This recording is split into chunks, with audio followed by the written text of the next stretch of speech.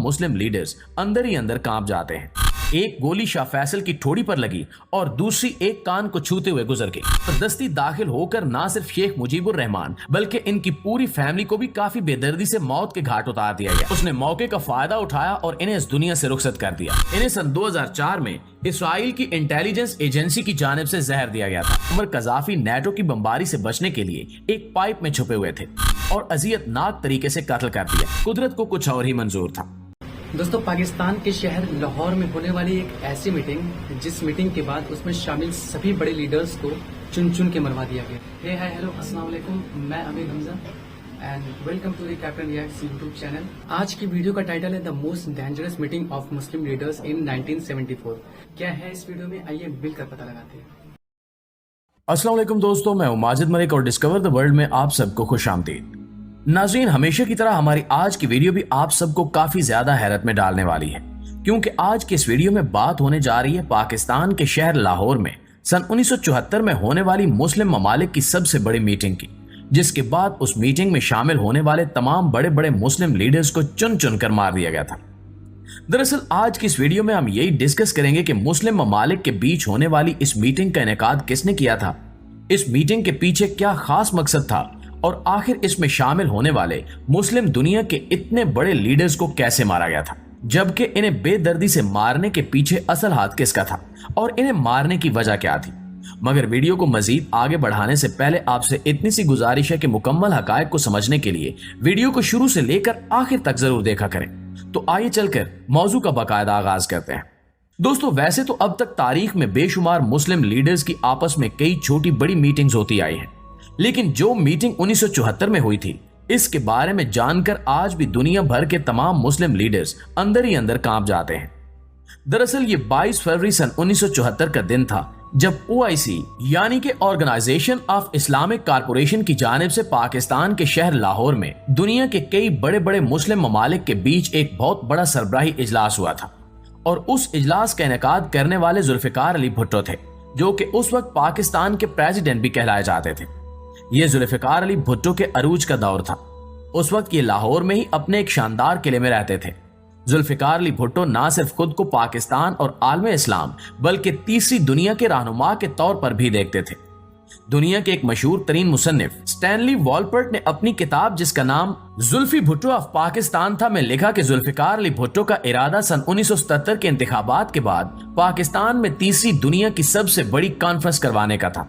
दरअसल उस इजलास में तमाम मुस्लिम लीडर्स को इकट्ठा करने का मकसद ये था कि तमाम लीडर्स एक होकर दुनिया भर के उन दुश्मन ममालिक का डट कर सामना कर सकें जो इनको चैन से जीने नहीं देते।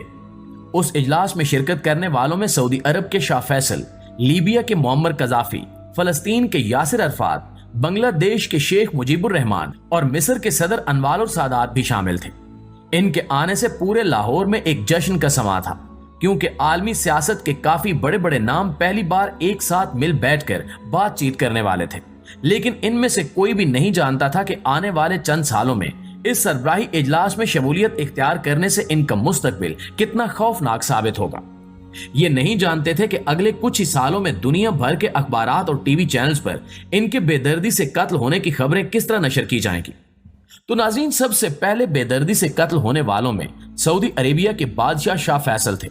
शाह फैसल ना सिर्फ OIC के बानी थे बल्कि ये बहुत तेजी से अपने मुल्क में समाजी जिद्दत भी लाना चाहते थे।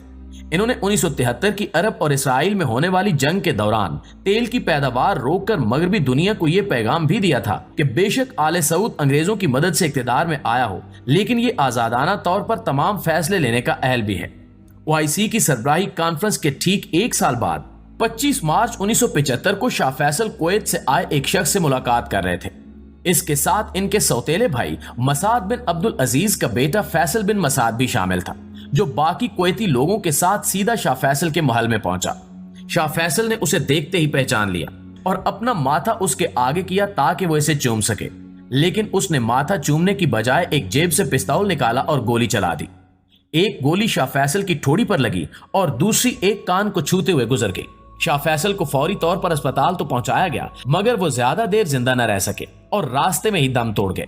इसके बाद फैसल बिन मसाद ने अपने आप को पुलिस के हवाले कर दिया, जिसके बाद 18 जून सन 1975 को सजा में उसका सर कलम कर दिया गया।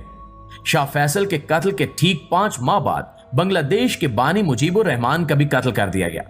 इनका कत्ल भी सन 1974 में ओआईसी में शमूलियत इख्तियार करने पर किया गया था, जबकि इनका कत्ल इनकी अपनी फौज की जानिब से ही किया गया था और कत्ल करने के बाद फौज ने इख्तियार पर भी कब्जा जमा लिया। 15 अगस्त सन 1975 को बांग्लादेश में जनरल जियाउर रहमान की तरफ से मार्शल लॉ लगाया गया और इसी की जानिब से मुल्क की आजादी का ऐलान भी किया गया था। इसी का फायदा उठाते हुए कुछ फौजी अफसरान की जानिब से बांग्लादेश के सदारती हाउस में जबरदस्ती दाखिल होकर न सिर्फ शेख मुजीबुर रहमान बल्कि इनकी पूरी फैमिली को भी काफी बेदर्दी से मौत के घाट उतार दिया गया। उस वक्त इनके खानदान की सिर्फ 2 ही औरतें बची थी, एक शेख हसीना वाजिद और एक मुजीबुर रहमान की बहन शेख रेहाना थी। ये दोनों इनके कत्ल के वक्त जर्मनी में मौजूद थी, जिस वजह से बच गई। ये साजिश फौजी अफसरान और अवामी लीग में शेख मुजीबुर रहमान के पर्सनल साथियों ने मिलकर रचाई थी। नाज़रीन, जैसे कि इस कॉन्फ्रेंस में मिस्र के सदर अनवारुल सादात भी शामिल थे। ये एक फौजी परेड का मुशाहिदा कर रहे थे कि इन्हें खालिद इस्लाम बूली नामी एक शख्स की जानिब से कत्ल कर दिया गया। खालिद इस्लाम बूली खुद भी एक मिस्री फौजी अफसर था। उसने मौके का फायदा उठाया और इन्हें इस दुनिया से रुखसत कर दिया। इसके अलावा फलस्तीन के यासिर अरफात भी सन 1974 की सरबराही कॉन्फ्रेंस में शरीक हुए थे, इसलिए इन्हें भी इस दुनिया से जाना पड़ा। इन्हें सन 2004 में इसराइल की इंटेलिजेंस एजेंसी की जानिब से जहर दिया गया था, जिस वजह से ये भी मौत की वादी में चले गए। बिल्कुल इसी तरह लीबिया के सदर और कर्नल का ओहदा रखने वाले मुअम्मर कज़ाफी भी लाहौर में होने वाली कॉन्फ्रेंस का हिस्सा बने थे। 20 अक्टूबर 2011 को मुअम्मर कज़ाफी नेटो की बमबारी से बचने के लिए एक पाइप में छुपे हुए थे। उस बमबारी से इनके सर पर काफी चोटें भी आई थी, लेकिन नेटो के काफिले ने इन्हें ढूंढ निकाला और अजियतनाक तरीके से कत्ल कर दिया और इनकी लाश को सड़कों पर भी घसीटा गया। क्योंकि उस कॉन्फ्रेंस को यकीनी बनाने के लिए जुल्फिकार अली भुट्टो का किरदार सबसे अहम था, क्योंकि इस सरबराही कॉन्फ्रेंस को कामयाब बनाने के लिए उन्होंने अपने सिफारती काबिलियत के ऐसे ऐसे जौहर दिखाए कि पहली बार तकरीबन इस्लामी दुनिया के तमाम बड़े बड़े लीडर्स एक ही प्लेटफॉर्म पर इकट्ठे हुए थे। इसमें कोई शक नहीं कि यह भुट्टो के इक्तिदार का एक ऐसा कारनामा था जिसने पूरे पाकिस्तान को पूरी दुनिया के सामने एक अहम मरकज बना दिया था।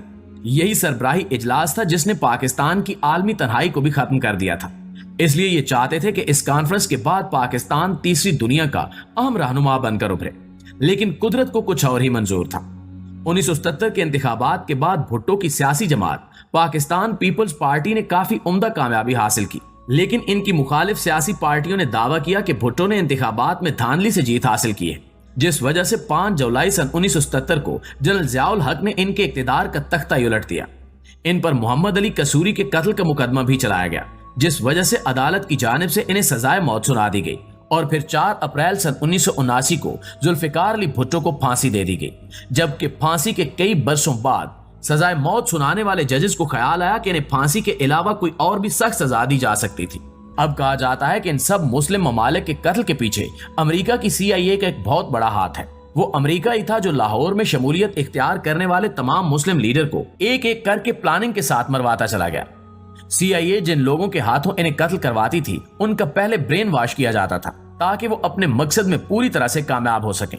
दरअसल अमेरिका डर चुका था कि अगर 1974 की मीटिंग में मुस्लिम लीडर्स एक साथ मिल गए तो इससे न सिर्फ यूरोपियन और अमेरिकन ममालिक को एक बहुत बड़ा नुकसान होगा, बल्कि ये हमारे मुकाबले में भी आ जाएंगे और हमारा डटकर मुकाबला कर सकेंगे। इसलिए आइंदा तमाम मुस्लिम लीडर्स को खबरदार करने और इन्हें डराने के लिए अमेरिका की जानिब से एक ट्रेलर दिखाया गया था कि आइंदा अगर कभी किसी इस्लामिक लीडर ने गलती से भी एक साथ मिलकर ऐसी मीटिंग करने की कोशिश की तो उसका भी वही हाल होगा जो बाकी लीडर्स का हुआ था। दोस्तों, ये थी हमारी आज की वीडियो। इस वीडियो पे आपकी क्या राय है, अपनी राय कमेंट करके जरूर बताएं और वीडियो अच्छी लगी तो लाइक करके शेयर करके चैनल को सब्सक्राइब जरूर कर लें। Thank you so much for watching.